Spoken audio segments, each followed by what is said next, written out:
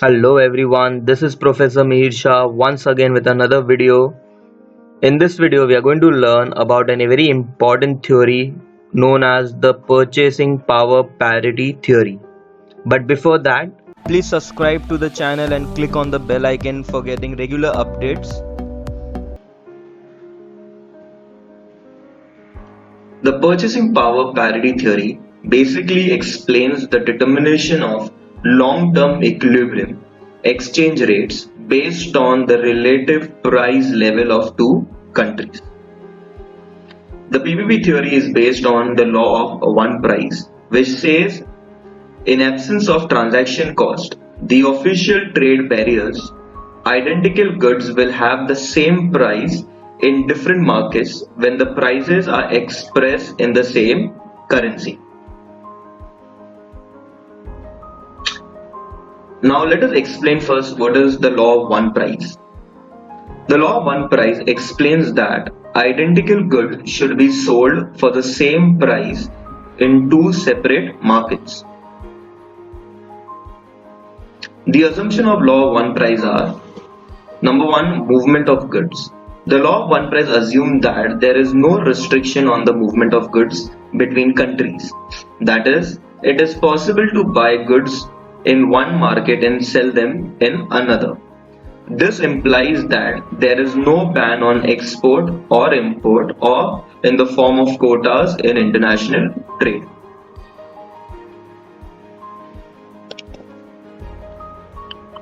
Next is the no transportation cost. Law of one price would hold perfectly only if there is no transportation cost involved. Next is no transaction cost. This law assumes that there are no transaction costs involved in buying and selling of goods. Next is no tariffs. The existence of tariff does not hold good for the law of one price, which requires the absence to hold perfectly. In simple terms, law of one price is nothing but it states that if product X, which is an identical good to product Y, which is sold into different markets, the price of those two products should be same. But it assumes that there is movement of goods, but it assumes that there is movement of goods, there is no transportation cost, no transaction cost, and no tariffs. The law of one price is just another way of stating purchase power parity. However, the purchase power parity explicitly mentions about exchange rates, whereas the law of one price is applicable even within two markets of the same country. Now, in order to understand purchasing power parity in very simple terms, let us take an example. Let's say we have, instead of having individual product, we have basket of product. We have two identical basket of product in which the identical goods are available. The first basket is from India and the second basket is from USA. In India, the entire basket cost ₹100, whereas in USA it cost $4. Now, in order to find the exchange rate between the two countries, according to the purchasing power parity theory, exchange rate is determined as follows. Rate is equal to the home currency, that was 100, divided by the US, which is 4. Therefore, the rate came up to be 25. Therefore, the exchange rate is $1 is equal to 25 rupees. So this is in simple the meaning of purchasing power parity theory, where we don't compare individual product but we compare basket of products or multiple products. Now, in order to understand this theory, let us go through the theoretical part of purchasing power parity theory. Now, the big idea underlying the PPP theory is that foreign exchange is demanded by the nationals of a country because it has the power to command goods in the foreign country. When the domestic currency of a nation is exchanged for foreign currency, the domestic purchasing power is exchanged for purchasing the foreign power. Therefore, the main factors determining the exchange rate is the relative purchasing power of the two currencies. Thus, the equilibrium rate of exchange should be such that the exchange of currency would involve the exchange of equal amounts of purchasing power. Hence, it is the parity of the purchasing power of the currencies which determines the exchange rate. The theory states that the rate of exchange between two currencies will be in equilibrium when it equals the ratio of price level in the two countries expressed in terms of their respective currencies. The rate of exchange between the currencies of two countries is determined by their relative price levels.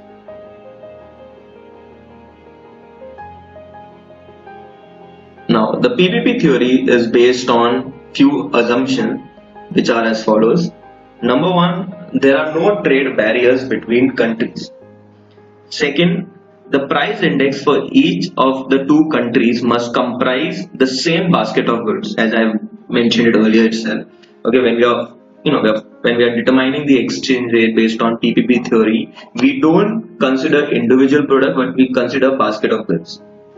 The concerned goods in the two countries must be identical in every respect. Next, all the prices should be indexed to the same year. The goods should be of the same year. Okay. Next, the law of one price prevails. That is, identical goods should sell for the same price in two different countries at the same time.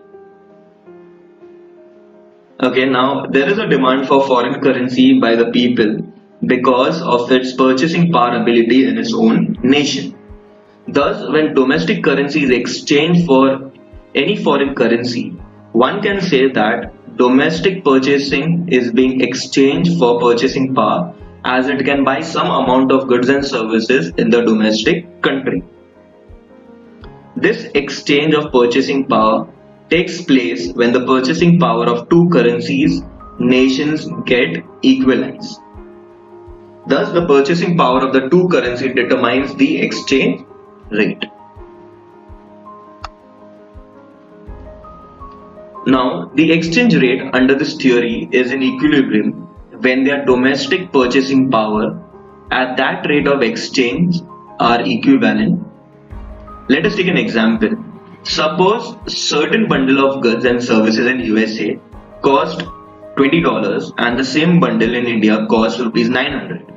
Then the exchange rate between US dollar and Indian rupees is $1 is equal to 45. Okay, so again, using the same concept that I showed you earlier, the home currency that was 900 rupees, when you divide it by USD, which is 20, we get $1 is equal to rupees 45. Because this is the exchange rate at which the parity between the purchasing power of two different nations is maintained, a change in the purchasing power of any currency will also reflect in the exchange rates. Hence, under this theory, domestic purchasing power determines the external value of its currency to that of another currency. Now, there are two versions under purchasing power parity theory. Number one is known as the absolute version. Second is known as the relative version. So now let us understand each type one by one. First is the absolute version of purchasing power parity theory. According to the absolute version of the purchasing power parity theory, the identical baskets of goods in two different countries must sell for the same price when expressed in the same currency. In other words, the exchange rate between the currencies of two different countries is decided by their respective purchasing power. For example, if a basket of commodities is sold for 140 rupees in India and the same basket of identical commodity sells at $2 in USA, then the exchange rate expressed as price of $1 in terms of rupees will be rupees 140 is equal to $2 or rupees 70 is equal to $1. Now the exchange rate is equal to the ratio of price index of the basket of commodities in home market to the price index of the basket of commodities in foreign market. So this is what was explained earlier also, that the basket of commodity in home market, the price index of which will be equal to the basket of commodities in foreign market. This can be expressed as R is equal to P divided by P star, where R is equal to the exchange rate defined as domestic currency units per unit of foreign currency.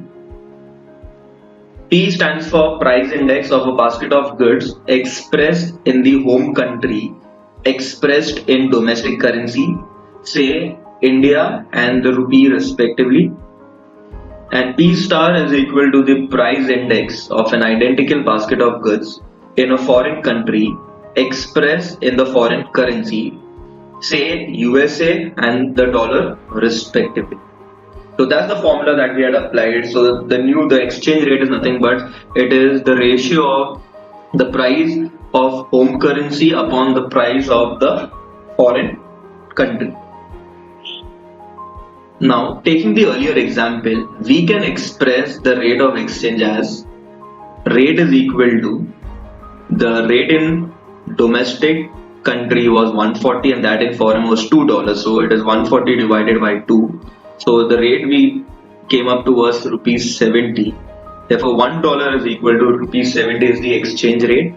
From this explanation, it follows that the primary factors determining the exchange rate between two currencies is the relative purchasing power of the two currencies in their respective domestic markets. Therefore, changes in the price level in either of both the countries will affect the exchange rate. Now, if there is inflation in India, now we take another example stating that if there is an inflation in India with no price change in USA, then the rupee will depreciate against the dollar. Let us say that now the basket of commodities in India, which was costing earlier 140, because of inflation in India, the cost has risen to 150 rupees instead of 140. Now, with no price changes in USA didn't incur any inflation. So the new exchange rate now will be same formula, R is equal to P upon P star, where P is the domestic currency which is costing to 150 rupees divided by the foreign rate. There the rate is still the same, that is $2. So the new exchange rate will now be 75. That is $1 is equal to rupees 75. So here in this case, the rupee has depreciated against the dollar. Previously, the rate was $1 is equal to 70, but because of inflation in India, the rate has now the new rate has come up to be $1 is equal to 75. Thus, inflation, as you have learned earlier, is a factor which influences the foreign exchange rate. Can be proved in this order also. Now, it will now require more rupees to purchase 1 unit of dollar. Previously, you were getting $1 for 70 rupees. Now, you'll have to pay 5 rupees extra. That is 75 rupees for a dollar. Now, consider another variation in this. Now, if the price level in India falls with no change in the price level in USA, the rupee will appreciate in terms of dollars.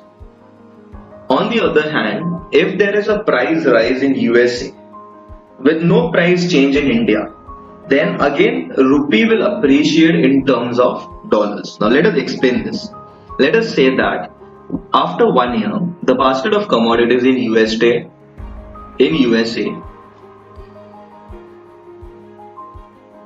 cost $3 instead of $2. With no price change in India, now the new exchange rate will be as follows. The rate is equal to 150. Because of inflation, the rate had become 150. So now after that, there has been no change in the price. So the rate in domestic is 150. However, the rate in US has increased to $3, so we'll divide it by 3. So here the new rate what we have come across is 50. That is $1 is equal to 50. In this case, the Indian rupee has appreciated in terms of the dollars. This is the meaning of absolute version of purchasing power parity theory. Now, let us go through the criticism against the absolute version of purchasing power parity theory. Number one, the absolute version measures the absolute levels of internal prices. It is widely accepted that the purchasing power of money cannot be measured in absolute terms. Second, the goods produced and demanded in the two different countries cannot be of the same kind and quality and therefore cannot be compared in terms of their prices. The quality and quantity are the two things which are very difficult to compare. Countries which are highly developed cannot compare their products and the quality of their products to a country which is underdeveloped or developing. The selection of the basket of commodities may not be done objectively. It is difficult to decide which goods to include and which not. Now, there are several difficulties involved in compilation of price index numbers. According to the theory, there is a functional relationship between the purchasing power of the currencies of two countries and their exchange rate. In reality, there is no such direct and precise link between the two. There are many factors apart from the purchasing power of currency, such as the tariff, speculation, capital flow, non-tariff barriers, which significantly affects the rate of exchange. Lastly, the capital account transactions are not taken in account while determining the exchange rate. This was the absolute version of purchasing power parity theory. Now we jump on to the next version, that is the relative version of purchasing power parity theory. Now, in the relative version, the method of calculating the current equilibrium exchange rate is different from that used in the absolute version. The relative version of PPP theory is propounded by Castle as a mean for measuring the changes in equilibrium exchange rate. As compared to the absolute version, it brings out the relationship between changes in internal purchasing power and changes in exchange rates. The relative version of PPP theory states that changes in the equilibrium rate of exchange between two currencies will be governed by the changes in the ratio of their respective purchasing power. Now, this is a different version, a different way of calculating under PPP theory. Here, some past exchange rate is assumed to be the equilibrium exchange rate and is adopted as the base rate. Any change in the internal purchasing power can be measured by the changes in the indices of domestic prices of the countries concerned. So here, the only thing which you have to remember is the under relative version, the indices of prices are considered and 1 year has been taken as the base year. Since according to the PPP theory, the exchange rate between the domestic and foreign currency is determined by the internal purchasing power, any change in internal purchasing power will cause the earlier equilibrium exchange rate to change. According to the relative version, the exchange rate will adjust by the amount of inflation differential between the two countries. The primary focus of relative version is the comparison between the past, that is the base year, the base rate, equilibrium exchange rate with the current equilibrium exchange. So here, a comparison has to be made between the base year rate with the current year exchange rate. The theory concludes that the changes between the two equilibrium rate is primarily due to the changes in the internal purchasing power of the two currencies over a period of time. The current equilibrium rate is calculated by taking into account the shift in price level in the two countries. It is denoted by the following formula. R1 is equal to RO multiplied by PH1 upon PH0 divided by PF1 upon PF0. Now this formula consists of where R1 denotes the current equilibrium exchange rate as the price of the exchange currency in terms of domestic currency. R0 is denoted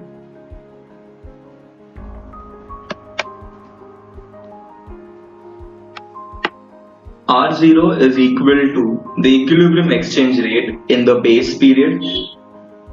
PH1 is equal to the price index in the home country in the current year. PH0 is equal to price index in the home country in the base year. PF1 is equal to price index in the foreign country in the current year. PF0 is equal to the price index in the foreign country in the base year. Now, we can understand that with the help of the following example. Let us assume that the exchange rate as the price of the foreign currency, that is dollar, in terms of domestic currency, that is rupees, in the base year, let us take as 2011, was $1 is equal to rupees 60. So the base year is 2011 and the base rate is given as $1 is equal to rupees 60. Let us assume that in the base year the price indices in both the countries were 100, that is PH0 and PF0 both are 100.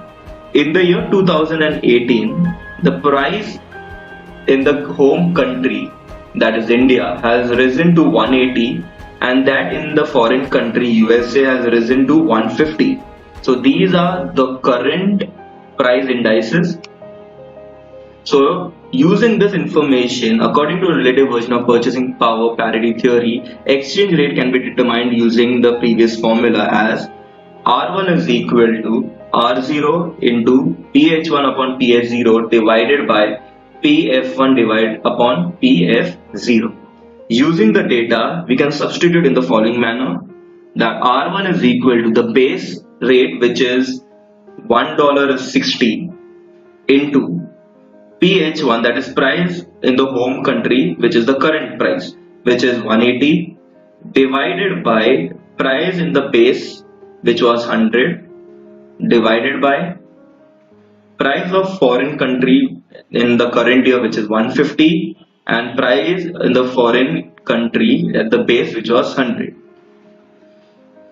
Solving or substitution the value, we can further solve it as 60 into 180 upon 100. The reciprocal of division will become 100 upon 150. Now cross multiplying the value, we get it as 60 into 1.2, which is equal to 70. Therefore, the new exchange rate is $1 is equal to 72 rupees. Now the current exchange rate of $1 equal to 72 indicates a change from the base year exchange rate of $1 is equal to 60. This change, according to the relative version of PPP theory, is due to inflation in the two countries concerned. The exchange rate changes between two periods are attributed to the internal inflation rates in the country. Thus, the comparative inflation rate in the two countries will determine how much the exchange rate will change between the two time period. Thus, interest and inflation, these are the two factors that really affects the exchange rate. Now let us go through the critics for relative version of PPP theory. Number one, this version of theory suffers from the same drawbacks as the absolute version in that it assumes free trade, but in reality it is not possible. According to the relative version, there must be a known equilibrium exchange rate in the base year, but in reality it is difficult to ascertain the particular rate which actually prevailed between the currencies as the equilibrium rate. The new or current rate would represent the equilibrium rate at purchasing power parity only if economic conditions have remained unchanged between the two periods being considered. This is really not possible. Now, the theory takes into consideration only those goods that are internationally traded between countries, whereas price indices are calculated on the basis of both internationally traded and domestically traded commodities. The theory assumes that the basket of commodities are similar in both countries. This assumption is not feasible as geographically specialization is the basis of international trade. Different trading countries may not produce similar products. Prices of all commodities do not change uniformly. Under such condition, no simple comparison can be made between the price changes in different countries. Another criticism for relative version was that the theory does not specify which type of price index should be considered, that is, wholesale or consumer price index. Besides, it is practically not possible to compare price indices of different countries as they may be calculated using different methodology. Comparing them may not give us the true purchasing power parity. Next, the theory does not take into account the effect of capital account transaction on the determination of exchange rates and only focuses on current account transaction. In reality, the movement of capital makes significant impact on the exchange rate. And lastly, the theory assumes that changes in price level could bring about changes in the exchange rates, not vice versa. In reality, empirical evidence has shown that exchange has an impact on general internal price level. An appreciation in the value of foreign currency makes import more expensive, and if such imports are necessities with inelastic demand like crude oil, then they can result in inflation in the home country. With this, the relative version of PPP theory ends. Now, to conclude, despite these criticisms, the theory focuses on the following major points. It tries to establish a relationship between domestic price level and exchange rate. The theory explains the nature of trade as well as considers the balance of payment of a nation. Thus, Gustav Castle attempt to explain the exchange rate determination based on domestic price indices was very unique attempt. Though the two versions of PPP theory suffered from several drawbacks, the theory continues to remain the only explanation of long-term exchange rates and has been used as a basis for framing trade policies. With this, the purchasing power parity theory comes to an end.